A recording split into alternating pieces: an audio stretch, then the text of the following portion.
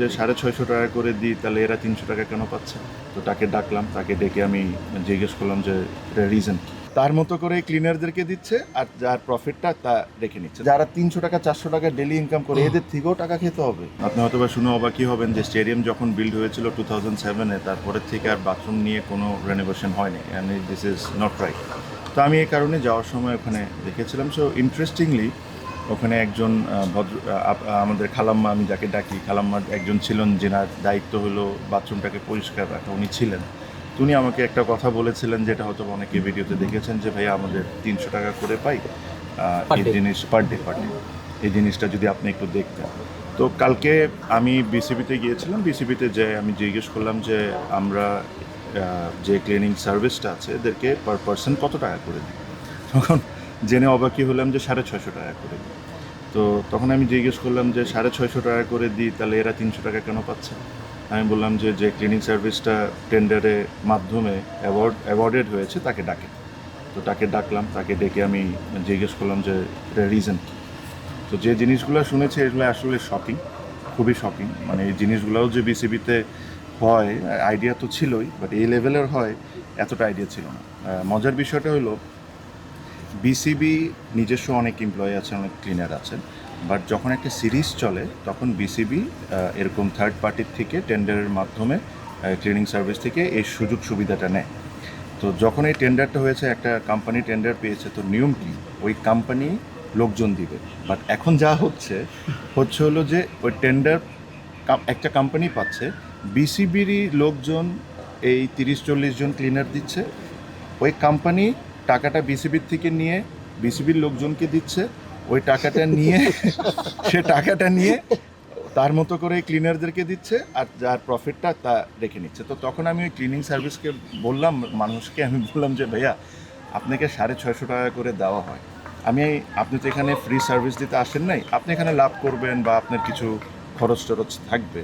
তো আমি ধরলাম যে 650 টাকার থেকে পার পার্সন 150 টাকা আপনি লাভ করতে পারেন, খরচ টরচ থাকতে পারে। বাট এই মহিলাগুলো তো 500 টাকা পেতে পারে। তো বলে যে ভাইয়া আমি 500 টাকা করেই দিই।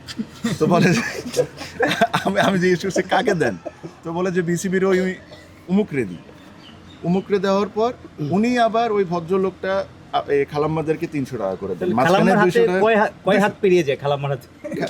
ওই যে একটা মানুষ বিসিবির একজন employee। তামিম ভাই, তাহলে কি ব্যাপারটা এমন হয়ে গেছে যে যারা ক্লিনিং করে তারা 300 পায়, আর যারা ক্লিনিং কাজই করে না তারা 350 টাকা না, নিয়ে নেয়? যারা না, আবার ওর লাভ আছে না ভাই। তো যে মাঝখানে যে ব্যক্তি কোনো কাজ না করে খালি লোকজনকে Exactly, দিয়ে clean না করে যে 200 টাকা 500 করে সে নিয়ে যাচ্ছে। তো তাকে আমি ডেকে কালকে বললাম যে আজকে থেকে যদি আপনি চান যে আমি এই টেন্ডারকে বা এই কন্ট্রাক্টকে অনার করি, তাহলে আপনারা আজকের থেকে লোক দিবেন, যেটা আপনাদের দেওয়ার কথা। আপনারা লোক দিয়ে আপনারা এই প্রত্যেকটা ক্লিনার যে খালাম্মা থাকতে পারে, এখানে অনেকেই পুরুষ মানুষও হইতে পারে, এদের নিজস্ব ব্যাংক অ্যাকাউন্ট হইতে হবে। এরা প্রত্যেকটা টাকা ট্রান্সফার হয়েছে এটার প্রমাণ সহ আপনি ফাইন্যান্সে সাবমিট করবেন, তারপর আমি আপনাকে বিলটা ছাড়ব। এই ধরনের আমার জিনিসটা হলো যে এরকম কারাপশনস বলেন, এরকম জানেন বলেন, এগুলো তো আপনারা অনেকেই জানেন। বাট আমার কাছে কষ্ট হয় যে এই মহিলাগুলো যে যারা 300 টাকা 400 টাকা ডেলি ইনকাম করে এদের থেকেও টাকা খেতে হবে। মানে এদের থেকেও আমার মানে টাকা চুরি করতে হবে। মানে দিস ইজ অ্যাবসলুটলি ননসেন্স। আর আমি প্রমিস করেছি, আমি তাদেরকে বলেছি যে তার একটা বিল সাবমিট করতে বলেছি এই সিরিজে। আমি বলেছি যে আপনি 30 জন মহিলাকে ডাকবেন, আমার সামনে তাদেরকে 500 টাকা করে দিবেন।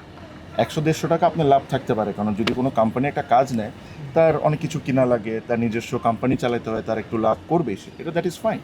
বাট যে কমিটমেন্ট আপনি এই মহিলাগুলোকে করেছেন ওগুলো আমার সামনে আপনি ডেকে সবার সামনে দিবেন। তারপর থেকে যদি আপনারা চান তাহলে আমি কন্ট্রাক্টটা অনার করতে পারি, নাহলে ভাই আমি আপনাকে কন্ট্রাক্ট তো ক্যান্সেল করবই করব, আপনাকে ব্ল্যাক লিস্ট করে দিব যে ভবিষ্যতে কোনোদিন আপনি বিসিবিতে কাজ না করতে পারেন। তামিম ভাই, এখন দেখা গেছে যে ওই খালা যিনি কথা বলেন, ক্যামেরার সামনে কথা বলেছেন, আবার এত কিছুর পর ওনার চাকরি না আবার চলে যায়। এটা তো হতে দিব না ভাইয়া। আর দ্বিতীয় কথা হলো উনি হলো থার্ড পার্টির থেকে ফোর্থ পার্টি। থার্ড পার্টি তো দেওয়ার কথা, দিচ্ছে হলো ফোর্থ পার্টি, যেটার বিষয়ে আমরা কিছুই জানি না, উইচ ইজ ভেরি শকিং। মানে এখানে আসলে এই যে আমাদের যে খালাম্মারা যারা আছেন, যারা আমাদের মাঠটাকে পরিষ্কার রাখেন বা ড্রেসিং রুমকে আমাদের ওই এনভায়রনমেন্টটা ক্রিয়েট করে দেন যেরকম আমরা যাই বসে দেখতে পারি, তাদের সাথেও কিন্তু আমি তাদেরকে আমার রুমে ডেকে সিইও সাহেব আর ফাইন্যান্সের যে হেড ওনাদেরকে নিয়ে আমি তাদের সাথে বসেছি। আমি জিজ্ঞেস করেছি যে কোন জায়গায় কারাপশন হচ্ছে। মজার বিষয়টা শুনলে আপনারা অবাক হবেন, খুবই সামান্য বিষয়, কিন্তু আমার জন্য এগুলো খুব ইম্পর্টেন্ট। এই মহিলাগুলা প্রতিদিন কষ্ট করে তার পরিবার চালায়। আমি আমার বেতন 6 মাস 1 বছর 1 মাস পর বা 2 মাস পর পেতে পারি, আমার সমস্যা হবে না। এনাদের বেতন যদি একদিনও লেট হয়, এটা কিন্তু অনেক বড় প্রবলেম। তো আমি তাদেরকে ডাকলাম, যা জিজ্ঞেস করলাম যে কি সমস্যা। তো বলে যে আমাদের থেকে টাকা নেয়। তো টাকা নেয় কীভাবে? তো আমি বিসিবির সবাইকে ডেকে জিজ্ঞেস করলাম যে কী ব্যাপার। বলে যে এদের টাকা তো ব্যাংকে যায় ডাইরেক্টলি, তো এখান থেকে তো নেওয়া সম্ভব না আনটিল আনলেস ওনারা ব্যাংক থেকে বের করে অন্য কাউকে দিয়ে দিচ্ছেন। তারপরে হিসাব করে দেখলাম যে গন্ডগোলটা হলো ওভারটাইমে করছে কি, আপনার অনেক ক্ষেত্রে যার বেসিক স্যালারি যতটুকু তার চেয়ে বেশি অনেকে ওভারটাইম পাচ্ছে। তো ওভারটাইম লিস্ট যখন আমি আর আমার সিইও প্লাস ফাইন্যান্স বসে দেখলাম, তো দেখলাম যে কিছু কিছু মহিলা হলো 28 ঘন্টা, 25 ঘন্টা, 32 ঘন্টা, 36 ঘন্টা, আর কিছু কিছু দেখতেছি 90 ঘন্টা, 92 ঘন্টা, 80 ঘন্টা, 85 ঘন্টা। তো আমি বুঝলাম যে কাহিনী আছে এখানে, যে 3-4 জন মহিলা বসেছিল, আমি তাদেরকে নাম জিজ্ঞেস করলাম, তারা তো কমপ্লেন নিয়ে এসেছে। তো তাদের নাম যখন বলে তখন দেখি তাদের লিস্ট হলো 25 ঘন্টা, 28 ঘন্টা। মানে তাদের সাথে আন্ডারস্ট্যান্ডিং হয়নি ওই বিসিবির ওই ব্যক্তির। হ্যাঁ, তো যাদের সাথে আন্ডারস্ট্যান্ডিং হয়েছে তাদের কি ওভারটাইমটা নেয়, ওদের অ্যাকাউন্টেই যায়, কিন্তু ওখান থেকে বের করে আবার ওই মহিলাগুলা ওই লোকটারে দিয়ে দিচ্ছে। তো এই প্রত্যেকটা জিনিস আমি মানে খুবই স্ট্রংলি মনিটর করছি। আর আমি মানে হয়তোবা আপনারা দেখছেন যে অনেক বদল হচ্ছে ইন্টারনালি, এগুলা করার আমি পুরোপুরিভাবে চেষ্টা করছি। বিকজ আমার কাছে মনে হয় যে দেখেন, একটা বড় কারাপশন যখন হয়, এটা নিয়ে আপনি সময় পাবেন, কথা বলতে পারবেন, তদন্ত কমিটি করতে পারবেন, অনেক কিছু নিয়ে ইভেনচুয়ালি ধরতে পারবেন। বাট এই যে মহিলাগুলা যে যারা ধরেন 7,000, 8,000, 10,000 টাকা যারা বেতন পান, যাদের এই টাকায় পুরো পরিবার চলে, তাদের থেকে যদি 500 টাকাও কেউ নেয়, it is a massive crime. আর এই জিনিসটা আমি থাকতে কোনো বিন্দুমাত্রাও ছাড় নেই, 1%ও ছাড় হবে না। সো এই জিনিসগুলো আপনাদেরকে জানানোটাও ইম্পর্টেন্ট, আপনারাও এই জিনিসগুলো তুলে ধরবেন, সো দ্যাট পরবর্তীতে কেউ যদি কোম্পানি এসে এরকম টেন্ডারে কাজ পায়, এই ধরনের 2 নম্বরে যেরকম না করতে পারে। আর আপনারাও নজর রাখবেন, এটা আপনাদের রিকোয়েস্ট আমার পক্ষ থেকে। এই ধরনের কোনো গরিবের যেরকম কোনো সমস্যা না। সবশেষ প্রশ্ন, মাত্র 3-4 মাসের জন্য এসেছেন, এর মধ্যে এই অব্যবস্থাপনা দেখতে হচ্ছে, মাঠে ক্রিকেটটা ফেরাতে হচ্ছে, আজকে আবার নির্বাচনীয় মিটিংয়ে বসার কথা, চাপ হয়ে যাচ্ছে কিনা? গরমও তো এমনিতে। না ভাইয়া, জিনিসটা হলো যে এত বছর যে জিনিসটা নিয়ে কথা বলেছি অ্যাজ আ ক্রিকেটার যখন ছিলাম, যেটা হওয়া উচিত ওটা হওয়া উচিত, ওটা হোক 2 মাসের জন্য অপরচুনিটি। অ্যাটলিস্ট ওই জিনিসগুলো তো কাজ করতে হবে, ঠিক করতে হবে। এখন আমিও যদি 2 মাসের মধ্যে এসে বসেই থাকি আর এনজয় করি the name of being the BCB president, তাহলে আমার ওই 17-18 বছরের যে কথা, যে বাইরে যে কথা বলছে, ওটা ওয়ার্থ ইট না। সো আমার এই 2 মাসের মধ্যে যতটুকু কিছু করা সম্ভব আমি এটা করে যাব। আবারও বলি, 2 মাসে শেষ করা যাবে না কোনো কিছু, বাট স্টার্ট করে দেওয়া যাবে। আমরা সমস্যা হলো যে স্টার্ট করাটা ইম্পর্টেন্ট। একটা প্রশ্ন, সেটা হচ্ছে এই যে আপনি স্ট্রিক্টলি দেখছেন এবং অনেক মজার অভিজ্ঞতাও কিন্তু হচ্ছে আপনার, তো ক্লাব ক্রিকেট নিয়েও আসলে এক ধরনের একটা গোষ্ঠী আছে বলে আমরা জানতাম, এবং অনেক ধরনের অভিযোগও কিন্তু ছিল আম্পায়ারিং, আপনি নিজেও দেখেছেন, আম্পায়ারদের সাথেও আসলে অনেক সময় অনেক কিছু হয়েছে। তো এখন আপনি এটাকে কিভাবে দেখছেন, এই যে যারা সিন্ডিকেট কিংবা একটা গোষ্ঠী আছে যারা সবসময় চেষ্টা করে? আমার কাছে মনে হয় লাস্ট 2 বছর আর 3 বছর যদি বলি, একটা আম্পায়ারের সার্টেন স্ট্যান্ডার্ড সবাই মেনটেন করছে। এই জিনিসগুলো একটা সময় হয়েছে, হয় না যে আমি কোনো সময় এটা বলবো না, বাট লাস্ট 2-3 বছরে একটা সার্টেন স্ট্যান্ডার্ড তারা মেনটেন করছে। আমি যখন এসেছিলাম আমি তাদেরকে একটা জিনিসই বলেছি যে দেখেন, আমি আপনাদের বিষয়ে খুব বেশি ইন্টারফেয়ার করতে চাই না, বাট আপনাদের তরফ থেকে আমার একটাই জিনিস, যেভাবে কাজ করে যাচ্ছেন উইথ ফুল অনেস্টি আপনারা ওই কাজ করে যাবেন। এখানে কোনো ব্যক্তি, কোনো দল, কাউকে কোনো সাপোর্ট দেওয়ার কোনো ধরনের কোনো কিছুর দরকার নেই। যেটা ফেয়ার আপনারা ভাবেই করবেন। আপনারা হিউম্যান, আপনারা মিস্টেক করবেন, এটা আমি জানি।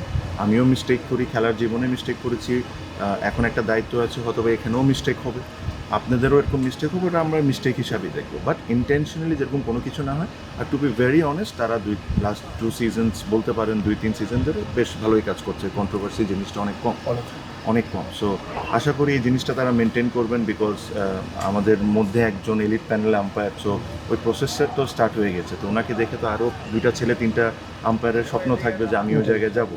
সো ওই জায়গায় যেতে হলে এইসব জায়গায় খুব স্ট্রিক্ট থাকতে হবে। এখন তো আর কমিটির দল নাই। হ্যাঁ, না, কমিটির দল ওটার বিষয় না ভাই।